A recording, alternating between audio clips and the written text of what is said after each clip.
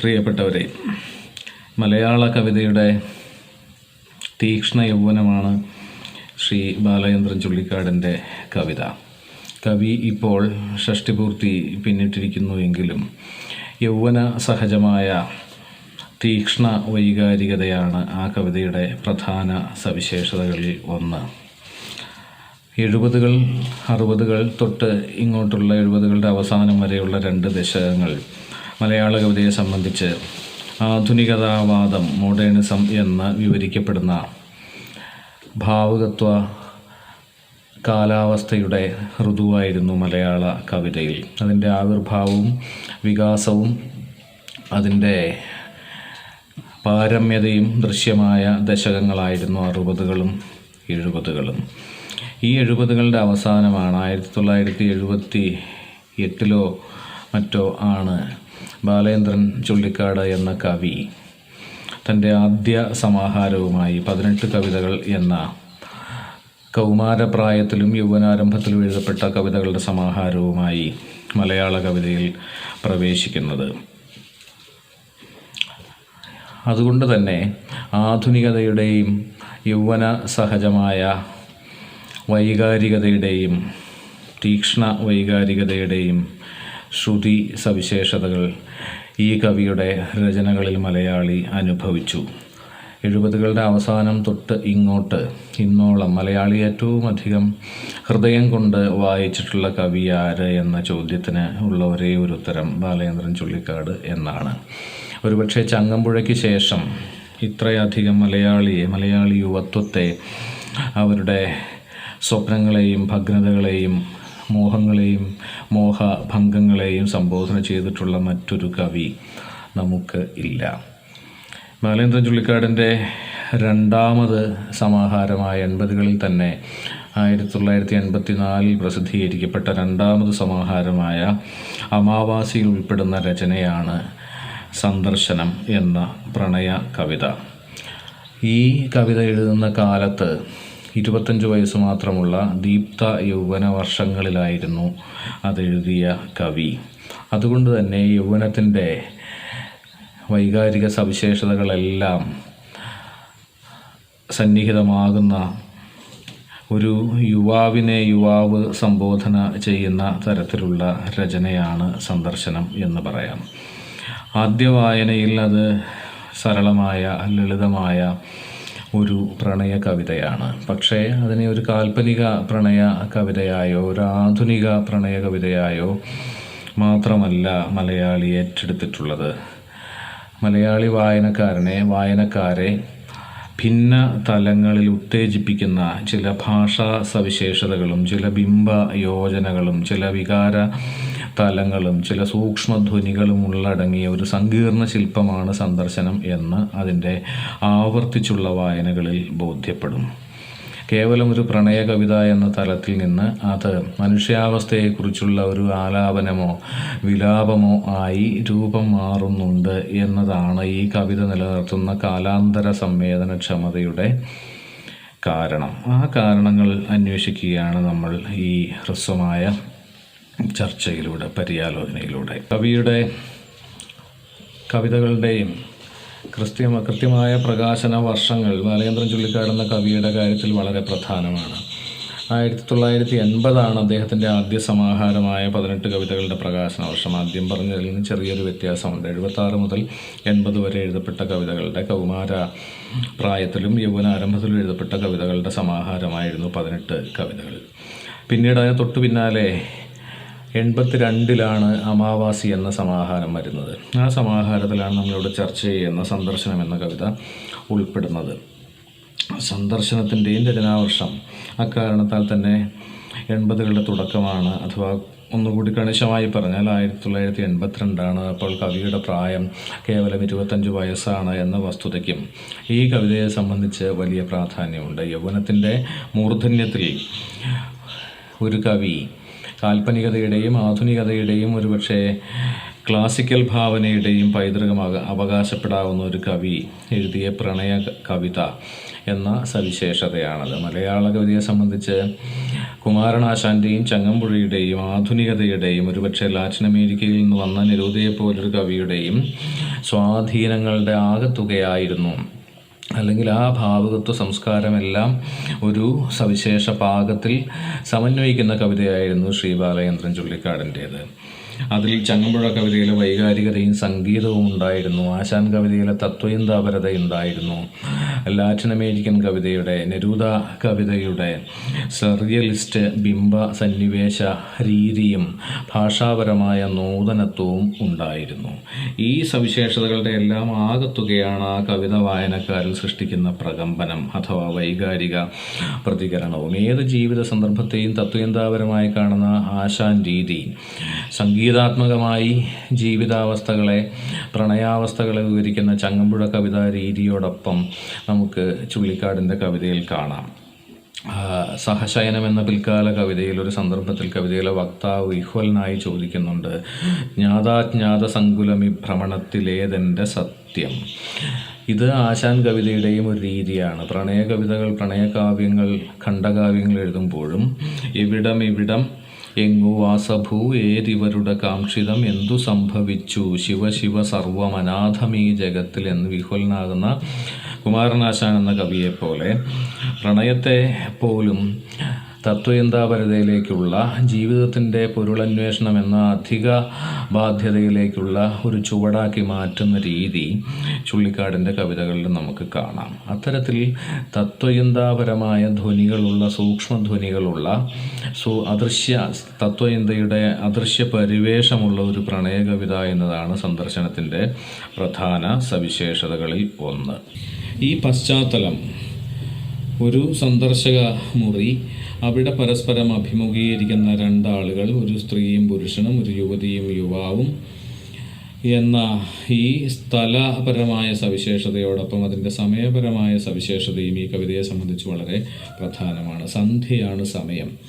രാത്രിക്കും പകലിനും ഇടയിലുള്ള ക്ഷണികമായ ചില നിമിഷങ്ങൾ, രാത്രി പകൽ വരുന്നതിനും പകൽ അവസാനിക്കുന്നതിനും രാത്രി വന്നു ചേരുന്നതിനും ഇടയിലുള്ള ആ മങ്ങൂഴം, പോക്കുവെയിലിൻ്റെയും ചേക്കേറുവാൻ വേണ്ടി കൂട്ടിലേക്ക് മടങ്ങുന്ന പക്ഷികളുടെയും ആ മുഹൂർത്തം ഈ കവിതയ്ക്ക് സവിശേഷമായൊരു വൈകാരിക പരിവേഷം ചാർത്തി കൊടുക്കുന്നുണ്ട്. ഇങ്ങനെയാണ് കവിതയിലെ രണ്ടാമത്തെ ഈരടി ആരംഭിക്കുക. ജനലിനപ്പുറം ജീവിതം പോലെ ഈ പകൽ വെളിച്ചം പൊലിഞ്ഞു പോകുന്നതും, ചിറകുകൂട്ടുവാൻ കൂട്ടിലേക്ക് ഓർമ്മതൻ കിളികളൊക്കെ പറന്നു പോകുന്നതും, ഒരു നിമിഷം മറന്ന് പരസ്പരം മിഴികളിൽ നമ്മൾ നഷ്ടപ്പെടുന്നുവോ. ഒരുപക്ഷെ ഈ അവസാനിക്കലിൻ്റെ, ജീവിത അവസാനം പോലെ ഗാഠമായ, തീവ്രമായ, മ്ലാനമായ പകലറുതിയുടെ, മടങ്ങുന്ന പക്ഷികളുടെ, പൊലിയുന്ന പകൽ വെളിച്ചത്തിൻ്റെ മാരകദീപ്തിയെ മറക്കുവാനാവാം പ്രണയത്തിൻ്റെ മൂർച്ഛയിൽ, നൈമിഷിക മൂർച്ഛയിൽ ഈ കവിതാക്കൾ പരസ്പരം മിഴികളിൽ നഷ്ടപ്പെടുന്നത്. പിരിയൽ എന്ന അനിവാര്യതയ്ക്ക് തൊട്ടു മുൻപുള്ള വിനാഴികകളിലാണ് അവർ ഒത്തിരിക്കുന്നത്. അതും വിനിമയ നഷ്ടം സംഭവിച്ച രണ്ട് മൗനികളായി.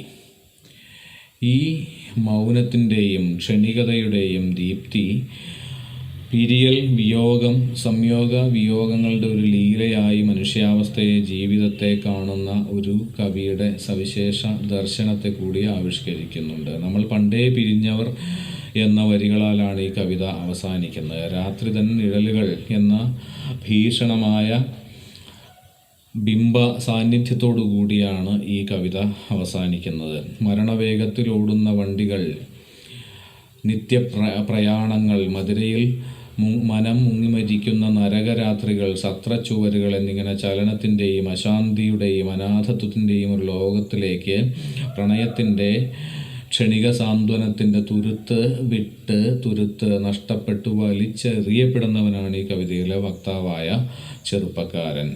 ചില നിമിഷത്തിൽ ഏകാകിയാം പ്രാണൻ അലയുമാർത്തനായി ഭൂതായനങ്ങളിൽ ഇരുളിലപ്പോൾ തെളിയുന്നു നിൻമുഖം കരുണമാം ജനനാന്തര സാന്ത്വനം എന്നിങ്ങനെ ഒരുതരം സ്മൃതി സാന്ത്വനമാണ്. ഓർമ്മകളാൽ സാന്ത്വനിപ്പിക്കുന്ന ഭൂതകാലത്തിൽ നിന്ന് തന്നിലോളം വന്നെത്തിച്ചേരുന്ന ഒരു വെളിച്ചത്തിൻ്റെ പേരാണ്, അസാന്നിധ്യത്തിൻ്റെ സാന്നിധ്യമാണ് ഒരുപക്ഷെ ഈ കവിതയിൽ പ്രണയം. അതുകൊണ്ട് തന്നെ അധിക നേരമായി സന്ദർശകർക്കുള്ള മുറിയിൽ മൗനം കുടിച്ചിരിക്കുന്നു നാം എന്ന ആ ക്രിയാംശം, ഒന്നും ചെയ്യാതെ നിഷ്ക്രിയരായി നിശബ്ദരായി മൗനം കുടിച്ചിരിക്കുന്ന കവിതാക്കൾ എന്ന ചിത്രത്തിന് ഈ കവിതയെ സംബന്ധിച്ച് വലിയ പ്രസക്തിയുണ്ട്. പ്രണയം ഭൂതകാലത്തിൻ്റേതാവുകയും അത് ഒരു ഓർമ്മയാവുകയും അത് ഒരു സ്മൃതി സാന്ത്വനമാവുകയും അതിൻ്റെ പാരസ്പര്യ മുഹൂർത്തങ്ങൾ ക്ഷണികമായി തീരുകയും ചെയ്യുന്ന തരത്തിൽ സവിശേഷമാണ് ഈ കവിതയിലെ പ്രണയാവിഷ്കാരം. അത് അതിൻ്റെ ഒരു അധികാർത്ഥ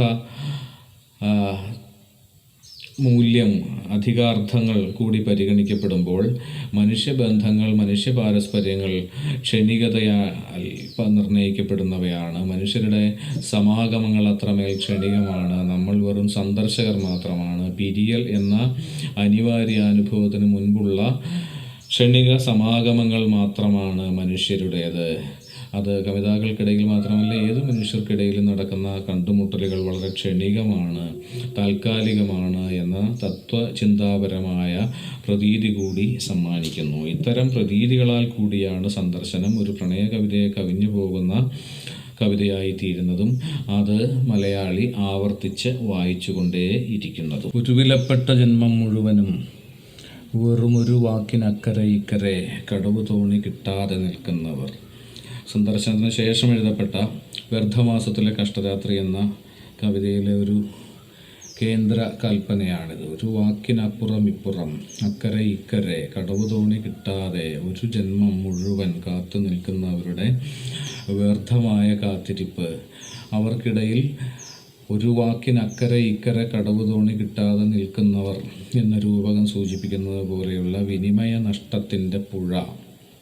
ഇത്തരത്തിൽ ഉള്ള വിനിമയ നഷ്ടത്തിൻ്റെ ഒരു അദൃശ്യ ദൂരം പങ്കിടുന്നവരാണ് ചുള്ളിക്കാടിൻ്റെ കവിതയിലെ കവിതാക്കൾ. അതുകൊണ്ടാണ് അധിക നേരമായി സന്ദർശകർക്കുള്ള മുറിയിൽ മൗനം കുടിച്ചിരിക്കുന്നു നാം എന്ന് ഈ കവിത ആരംഭിക്കുന്നത്. മൗനമാണ് അവർ പങ്കിട്ടനുഭവിക്കുന്ന പാനീയം. വാക്കുകൾ അല്ല, ഒന്നും പറയപ്പെടുന്നില്ല, വാക്കുകൾ വിനിമയം ചെയ്യപ്പെടുന്നില്ല, വിനിമയമേ നടക്കുന്നില്ല, പ്രത്യക്ഷത്തിൽ യാതൊരു വിനിമയവും നടക്കുന്നില്ല. ചില ആത്മഭാഷണങ്ങളല്ലാതെ, നിശബ്ദ ഭാഷണങ്ങളല്ലാതെ ഉച്ചരിക്കപ്പെടുന്ന വാക്കുകളാലുള്ള വിനിമയം നടക്കുന്നതേയില്ല അവർക്കിടയിൽ. അതിനാൽ അവർ മൗനം കുടിച്ചിരിക്കുന്നു. അല്പനേരമോ അധിക നേരമോ, അധികമെന്ന് തോന്നിക്കുന്ന ആ അല്പനേരത്തിൻ്റെ കവിതയാണ് സന്ദർശനം. ആ തലക്കെട്ട് സവിശേഷ വിശദീകരണം അർഹിക്കുന്നുണ്ട്. സന്ദർശകനാണ് ഈ കവിതയിലെ വക്താവ്. കാമുകിയെ സന്ദർശിക്കുകയും അല്പസമയം അവളോടൊത്തിരിക്കുകയും അതിനുശേഷം പോകുവാൻ സമയമാകുന്നു പോകുവാൻ എന്ന് സ്വയം ഓർമ്മപ്പെട്ടുകൊണ്ട് പിരിഞ്ഞു പോവുകയും പിരിഞ്ഞ് അകലുകയും ചെയ്യുന്ന ഒരു സന്ദർശകൻ്റെ പദവിയാണ് ഈ കവിതയിലെ വക്താവായ കാമുകന് ഉള്ളത്. പ്രണയം എന്ന് പറയുന്നത് ഒരു നൈമിഷിക പാരസ്പര്യത്തിൻ്റെ, ഒരു താൽക്കാലികതയുടെ വിയോഗമുഹൂർത്തത്തിന് തൊട്ട് മുൻ വിനാഴികയിലെ അനുഭവത്തിൻ്റെ പേരായി മാറുന്നു. ആ സന്ദർശനവേളയിൽ പോലും ഭൂതകാലത്തിലാണ് പ്രണയം സംഭവിക്കുന്നത്. സ്മരണതൻ ദൂരസാഗരം തേടിയൻ ഹൃദയരേഖകൾ നീളുന്നു പിന്നെയും എന്നാരംഭിക്കുന്ന കവിതയിലെ മൂന്നാമത് ഖണ്ഡം. കനകമൈലാഞ്ചി നീരിൽ തുടുത്ത നിൻവിരൽ തൊടുമ്പോൾ കിനാവു ചുരന്നതും നെടിയ കണ്ണിലെ കൃഷ്ണകാന്തങ്ങൾ തൻ കിരണമേറ്റൻ്റെ ചില്ലകൾ പൂത്തതും മറവിയിൽ മഞ്ഞുപോയ നിൻ കുങ്കുമത്തരി പുരണ്ട ചിദംബര സന്ധ്യകൾ എന്ന രീതിയിലാണ്, എന്ന നിലയിലാണ് കവിതയിൽ പ്രണയം വാങ്മയപ്പെടുന്നത്. ഇതെല്ലാം ഭൂതകാലത്തിലാണ്. ഈ ഗാഠമായ പ്രണയ അനുഭവം, അതിൻ്റെ സ്പർശലഹരി, അതിൻ്റെ ദൃശ്യലഹരി, അതിൻ്റെ പഞ്ചേന്ദ്രിയ അനുഭവ സമൃദ്ധി നിറവേറിയിട്ടുള്ളത് ഭൂതകാലത്തിലാണ്. പ്രണയം വർത്തമാനത്തിൻ്റെ അനുഭവമല്ല, ആണെങ്കിൽ കൂടി അത് നൈമിഷികമാണ്. ഒരു നിമിഷം മറന്നു പരസ്പരം മിഴികളിൽ നമ്മൾ നഷ്ടപ്പെടുന്നുവോ എന്നാണ് കവിതയുടെ ആദ്യ ഖണ്ഡത്തിനൊടുവിൽ നമ്മൾ കേൾക്കുന്ന ഒരു ചോദ്യം. ആ ആദ്യ ഖണ്ഡമാകട്ടെ മ്ലാനതയാൽ, ഭംഗുരതയാൽ, ക്ഷണികതയുടെ ദീപ്തിയാൽ പരിവേഷപ്പെടുകയും ചെയ്യുന്നു. പ്രണയകവിതകളുടെ എണ്ണത്തിൽ കുറവെങ്കിലും മലയാളി വ്യാപകമായി ഏറ്റെടുത്ത ഒരു സമാഹാരം സ്വന്തമായുള്ള കവിയാണ് ബാലചന്ദ്രൻ ചുള്ളിക്കാട്. നമ്മളിവിടെ പരാമർശിച്ച സന്ദർശനം മാത്രമല്ല, ഏതാണ്ട് അതിനപ്പുറവും ഇപ്പുറവുമായി എഴുതപ്പെട്ട ആനന്ദധാര, വ്യർത്ഥമാസത്തിലെ കഷ്ടരാത്രി, അർത്ഥം എന്നിങ്ങനെ വ്യാപകമായി വായിക്കപ്പെടുകയും സ്വീകരിക്കപ്പെടുകയും ചെയ്ത പ്രണയ കവിതകളുടെ ഒരു കാവ്യലോകം, ഒരു സൂക്ഷ്മലോകം കൂടി ചേർന്നതാണ് ചുള്ളിക്കാടിൻ്റെ 100ഓളം കവിതകളടങ്ങുന്ന കാവ്യ പ്രപഞ്ചം. അപ്പോൾ പ്രണയം ഈ കവിയുടെ ഭാവുകത്വ സിരകളിൽ കുടികൊണ്ടിരുന്നു, ഒരു പ്രധാന സാന്നിധ്യമായി, ഒരു തീക്ഷ്ണ സാന്നിധ്യമായി എന്നാണിത് സൂചിപ്പിക്കുന്നത്. അത് കവിയുടെ വൈയക്തികാനുഭവമാണോ അല്ലയോ, ആണെങ്കിൽ എത്രത്തോളം എന്നുള്ള ചോദ്യങ്ങൾക്കൊന്നും ഇവിടെ യാതൊരു പ്രസക്തിയും ഇല്ല. പ്രണയം എങ്ങനെ ഈ കവിയുടെ രചനകളിൽ കാവ്യവൽക്കരിക്കപ്പെടുന്നു എന്ന് മാത്രമാണ് നമ്മൾ അന്വേഷിക്കേണ്ടതും. ആ നിലയ്ക്ക് ഈ സന്ദർശനം എന്ന ഈ കവിതയ്ക്ക് മുൻപും പിൻപുമായി അദ്ദേഹം എഴുതിയ കവിതകളെയെല്ലാം ഈ സവിശേഷ രചനയുമായി ചേർത്ത് വെച്ചുള്ള ഒരു വായനയ്ക്കും പ്രസക്തിയുണ്ട്. പ്രധാനമായും എനിക്ക് തോന്നുന്നു വ്യർത്ഥമാസത്തിലെ കഷ്ടരാത്രി എന്ന കവിതയ്ക്ക് സന്ദർശനവുമായി വലിയ ഭാവസാമ്യം ഉണ്ട്. വിലപിടിച്ചൊരു ജന്മം മുഴുവനും വെറുമൊരു വാക്കിനക്കരെ ഇക്കരെ കടവ് തോണിക കിട്ടാതെ നിൽക്കുന്നവർ എന്നതുപോലുള്ള വരികൾ നമ്മൾ വ്യർത്ഥമാസത്തിലെ കഷ്ടരാത്രി എന്ന കവിതയിൽ വായിക്കുന്നുണ്ട്. നഗരത്തിൽ ജീവിക്കുന്ന, തെരുവുകളിൽ ജീവിക്കുന്ന അനാഥനും ഭ്രഷ്ടനുമായ ഒരു ചെറുപ്പക്കാരൻ്റെ പ്രണയാനുഭവം അല്ലെങ്കിൽ പ്രണയ സ്മൃതികൾ, നഷ്ടപ്രണയ സ്മൃതികൾ എന്ന ഘടന ഈ രണ്ട് കവിതകളിലും ആവർത്തിക്കുന്നു. സന്ദർശനത്തിൽ തന്നെ കാമുകന്മാരുടെ, ഒരു യുവാവിൻ്റെയും യുവതിയുടെയും പ്രണയ പാരസ്പര്യത്തിൻ്റെ ക്ഷണിക മുഹൂർത്തമാണ് കവിതയുടെ സമയം. കവിതയ്ക്കൊരു സമയമുണ്ടല്ലോ. കവിതയിലെ സമയം എന്ന് പറയുന്നത് കവിത നിറവേറുന്ന, കവിതയിലെ സംഭവങ്ങൾ നടിക്കപ്പെടുന്ന സമയമാണ്. അതിന് പിന്നിൽ ഒരു പക്ഷേ ഭൂതകാലമുണ്ടാകും, ഭൂതകാലത്തിൻ്റെ ഒരു കടലുണ്ടാകും, അതിൻ്റെ തിരയിരമ്പം ഉണ്ടാകും. ഇത്തരത്തിൽ ഭൂതകാലത്തെ പശ്ചാത്തലമാക്കുന്ന വർത്തമാന നിമിഷമാണ് സന്ദർശനത്തിലെ സമയം. അധിക നേരമായി സന്ദർശകർക്കുള്ള മുറിയിൽ മൗനം കുടിച്ചിരിക്കുന്നു നാം എന്ന കവിത ആരംഭിക്കുന്നു. ഇതാണ് കവിതയിലെ വർത്തമാന നിമിഷമെങ്കിലും സ്മരണ തൻ ദൂരസാഗരം തേടിയൻ ഹൃദയരേഖകൾ നീളുന്നു പിന്നെയും എന്നതുപോലെ സ്മരണയുടെ ദൂരസാഗരത്തിലേക്ക് നീളുന്ന ഹൃദയരേഖകളുടെ ഒരു സമാന്തര പ്രപഞ്ചമുണ്ട്, അല്ലെങ്കിൽ കൂടുതൽ ഗാഠമായ ഒരു പശ്ചാത്തല ദൃശ്യവുമുണ്ട് കവിതയിൽ. സന്ദർശക മുറിയിൽ മൗനം കുടിച്ചിരിക്കുന്നവരുടെ പാരസ്പര്യം എന്നതിനേക്കാൾ അതിനെ തീവ്രതരമാക്കിക്കൊണ്ട് സ്മരണയുടെ ദൂരസാഗരം ഇരമ്പുന്നുണ്ട്, അതിലേക്കുള്ള ഭൂതായനങ്ങൾ നടക്കുന്നുണ്ട് ഈ വർത്തമാന നിമിഷത്തെ മുൻനിർത്തി സന്ദർശനം എന്ന കവിതയിൽ.